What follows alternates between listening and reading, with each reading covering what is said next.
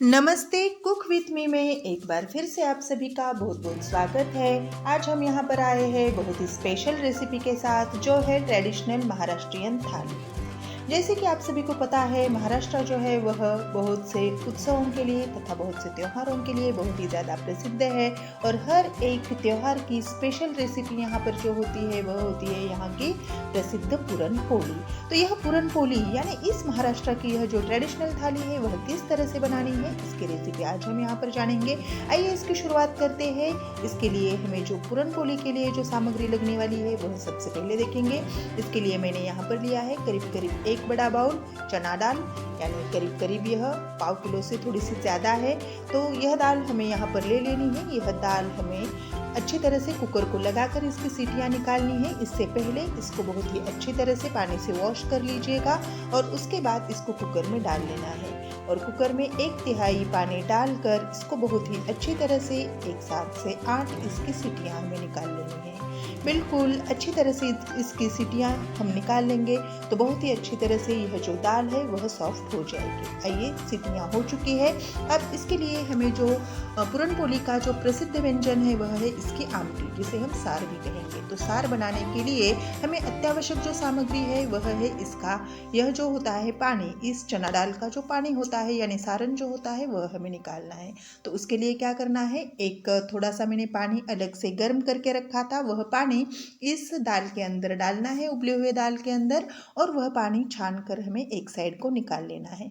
और यहाँ पर इसको तड़के के लिए यह जो चना दाल थी उबली हुई, उसमें से थोड़ी सी दाल हमने तड़के के लिए निकाल ली है और उसको मिक्सर से अच्छी तरह से ग्राइंड कर लिया है। सभी चीज़ों को अलग से रख देते हैं, बाद में हम इसकी आमटी बनाने वाले हैं। लेकिन तब तक इस पूरन पोली के लिए जो गुड़ हमें लगने वाला है वह गुड़ यहाँ पर थोड़ा सा हमें स्मैश कर लेना है। एक ओखली की सहायता से उसको मैंने सॉफ्ट बना लिया है और जो यह चना दाल है बहुत ही अच्छी तरह से सॉफ्ट बन चुकी है। उसको एक कढ़ाई के अंदर डालकर उसके अंदर यह सभी गुड़ डालकर बिल्कुल लो फ्लेम पे हमें इसको पकने देना है। यहाँ पर आपको एक ध्यान रखना है कि यह गुड़ डालने के कारण यह जो चना दाल है वह पतली हो जाती है, लेकिन घबराने की कोई ज़रूरत नहीं है। बाद में जैसे जैसे यह पकती जाएगी वैसे वैसे यह गाढ़ी होती जाएगी। बिल्कुल इसका पूरन बनाने के लिए यह रेडी हो जाएगी। अब इसके लिए स्वाद के अनुसार हमें थोड़ा सा इलायची पाउडर डालना है। 1 से 1.5 चम्मच इलायची पाउडर मैंने इसके अंदर ऐड किया है। इस इलायची पाउडर के कारण इसका स्वाद जो है वह बहुत ही बढ़िया आ जाता है। अब सभी सामग्री तैयार हो गई है, तब तक हम आमटी यानी सार की तैयारी कर लेते हैं। इसकी जो उपलब्ध सामग्री है उसकी मैंने तैयारी पहले से ही कर चुकी थी। गैस के ऊपर एक पतीला रख दिया है। इसके लिए तड़के के लिए मैंने यहाँ पर लिया है एक छोटा प्याज, थोड़ी सी लहसुन की पंखुड़ियाँ, थोड़ा सा कोपरा, एक लाल टमाटर और उबली हुई चना दाल तथा हरा धनिया। अब यह चना दाल तथा कोबरा जो है और जो लहसुन की पंखुड़ियाँ और जो अदरक है तथा यह धनिया, इन सभी चीज़ों को हमें एक साथ मिक्स कर लेना है और मिक्सर से इसको बारीक ग्राइंड कर लेना है। यह मिश्रण हमें आमटी का सार बनाते वक्त उसके लिए बहुत ही ज़रूरी है और इसके कारण इस आमटी का स्वाद जो है वो बहुत ही बढ़िया आ जाता है। आइए तड़के की शुरुआत करते हैं। तड़के के लिए गैस के ऊपर एक पतीले को रख दिया है। पतीले को अच्छी तरह से गर्म होने देते हैं और उसके अंदर एक बड़ा चम्मच तेल डालकर सबसे पहले प्याज डालेंगे। प्याज को हल्का ब्राउन होने तक हमें फ्राई कर लेना है। उसके अंदर अब टमाटर जाएगा। टमाटर को भी बहुत ही अच्छी तरह से सॉफ्ट करना है और उसके पश्चात अब इसके अंदर हमें बाकी की चीज़ें डालनी है। उससे पहले यह सॉफ्ट हो जाए इसलिए 1-2 मिनट तक इसको ढककर रख देते हैं। देखिए सभी जो सामग्रियां हैं बहुत ही अच्छी तरह से सॉफ्ट हो रही है।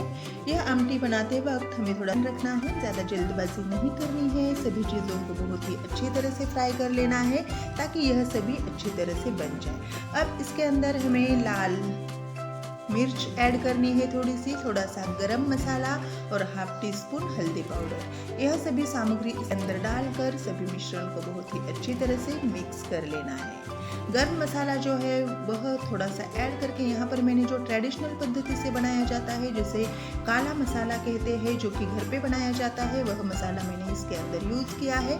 इसके कारण हमारी इस आमटी का स्वाद जो है वह बहुत ही बढ़िया आ जाता है। अब इस तेल के अंदर ही हमने जो मिश्रण बना कर रखा हुआ था, चना दाल तथा अदरक लहसुन का पेस्ट और हरा धनिया, इन सभी इंग्रेडिएंट्स को इसके अंदर डालकर अच्छी तरह से इसको मिक्स कर लेना है।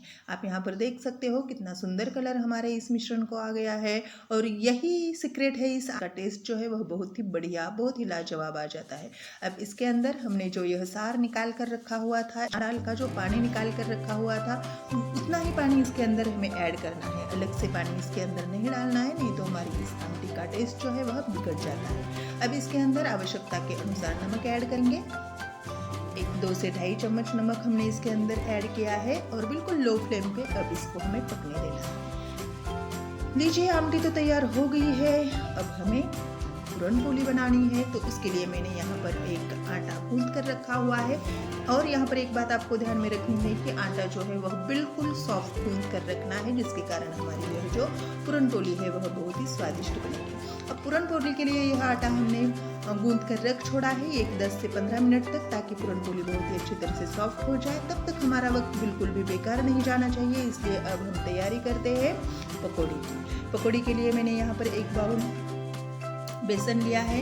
इसके अंदर हमेशा की तरह थोड़ा सा लाल मिर्च, हल्दी पाउडर, थोड़ा सा जीरा पाउडर, यह सभी इंग्रेडिएंट्स डालने हैं, और 2 से 3 बड़े प्याज इस तरह से बड़े बड़े शेप में कट करके इसके अंदर डालना है। आवश्यकता के अनुसार इसके अंदर थोड़ा सा नमक ऐड कीजिएगा, और सभी इंग्रेडिएंट्स को बहुत ही अच्छी तरह से हाथ से ही हमें मिक्स कर लेना है। इस वक्त आपको एक बात ध्यान में रखनी है, यदि हम भजिया बनाते हैं तो उसके अंदर हम पानी डाल सकते हैं, लेकिन पकोड़े, प्याज के पकोड़े बनाते वक्त इसके अंदर पानी डालने की आवश्यकता बिल्कुल भी नहीं है। यह अपने आप पानी छोड़ता है यह प्याज, इसलिए इसको हाथ की सहायता से बिल्कुल सॉफ्ट गूंथ लेना है।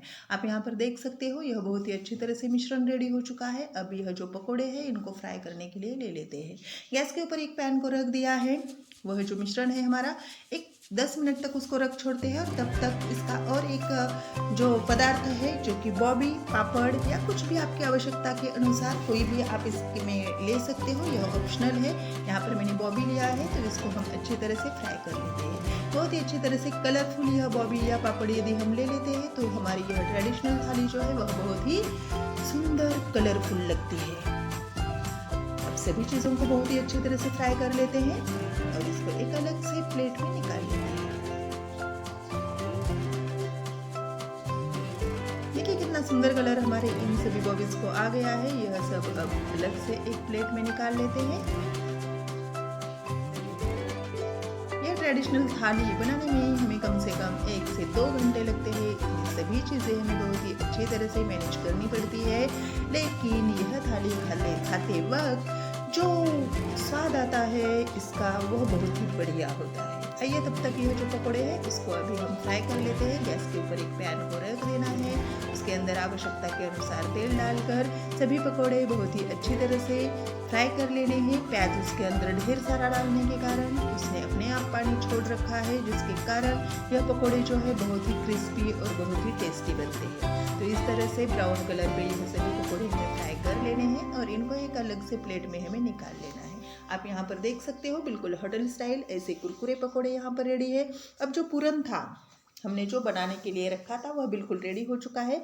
उसको हमने ग्राइंड कर लिया है। एक पूरन पात्र होता है, उसके सहायता से उसको हमने पीस लिया है। तो पूरन भी अभी रेडी है, आटा भी गूंथ कर रेडी हो चुका है, सभी चीज़ें अभी तैयार हो चुकी है। तो लास्ट हमारी प्रोसेस जो होती है इस ट्रेडिशनल थाली की वह होती है पूरन पोली। पूरन पोली सबसे लास्ट में ले लेते हैं। तो यह ट्रेडिशनल थाली गर्मा गर्म हम इसको परोस सकते हैं और उसका आनंद उठा सकते हैं। थोड़ा सा एक डो लेना है और उसका बहुत ही अच्छी तरह से इस तरह से आटा बना लेना है। अंदर थोड़ा सा एक बाउल की तरह उसको बना लेना है, ताकि आप यहाँ पर देख सकते हो किस तरह से मैंने उसको बीच में से ऐसे बाउल की तरह बना लिया है। अब इसके अंदर यह जो पूरन है वह पूरन डालना है। बहुत ही अच्छी तरह से पूरन डालकर हमें इसका मुंह बंद कर लेना है हाथ की सहायता से, और थोड़ा सा पुश करके इसको अच्छी तरह से गोल बना लेना है, और इसको बिल्कुल सॉफ्ट हाथ से बिल्कुल नाजुक तरीके से इसको हमें बेल लेना है। इस वक्त हमें चपाती बेलते वक्त जिस तरह से हम थोड़ा सा ज़्यादा ज़ोर लगाकर चपाती बनाते हैं उस तरह से इसको नहीं बनाना है, नहीं तो ये टूटने की संभावना होती है। बिल्कुल हल्के हाथ से, बिल्कुल नाजुक नाजुक हाथ से इसको बना लेना है और यह जो गर्मा गर्म पूरन पोली है उसको अच्छी तरह से दोनों साइड से सेक लेना है। गैस के ऊपर एक पैन को रख दिया है, पैन को बहुत ही अच्छी तरह से गर्म होने देते हैं और उसके ऊपर अभी हम यह जो पूरन पोली जो बना कर रखी थी वह डाल लेते हैं।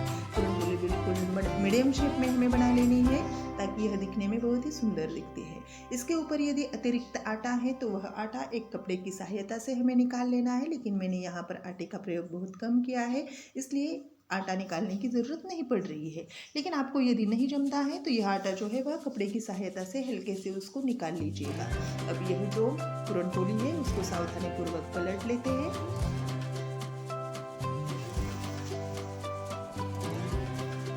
थोड़ी सी गैस की फ्लेम इस वक्त बढ़ानी है, बिल्कुल मीडियम रखनी है। बिल्कुल लो फ्लेम पे यदि रखेंगे तो यह पूरन पोली अच्छी तरह से कलर उसको नहीं आएगा, इसलिए इसकी फ्लेम थोड़ी सी बढ़ा लेते हैं और अच्छी तरह से यह पूरन पोली जो है वह दोनों साइड से हम सेक लेंगे। पूरन पोली को दोनों साइड से हमें अच्छी तरह से घी लगा कर इसको सेक लेना है। यदि घी के आपको ज़्यादा पसंद नहीं है तो घी ऑप्शनल है, आप यहाँ पर तेल का भी प्रयोग कर सकते हो।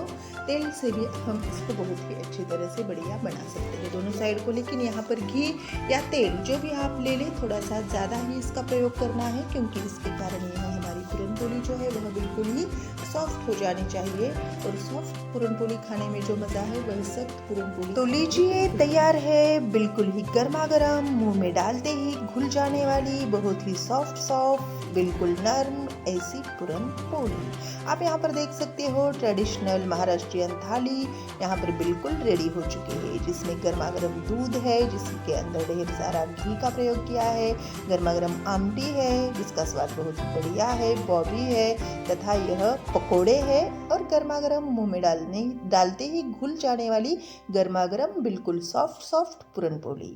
तो इस तरह की रेसिपी एक बार अवश्य ट्राई करके देखिएगा। यदि आपको यह रेसिपी पसंद आई है तो मेरी वीडियो को लाइक कीजिए, शेयर कीजिए तथा कुक विथ मी इस चैनल को सब्सक्राइब जरूर कीजिए। तो इसी तरह की अलग अलग और दिलचस्प रेसिपीज के साथ एक बार फिर से मिलते हैं कुक विथ मी में। तब तक के लिए धन्यवाद।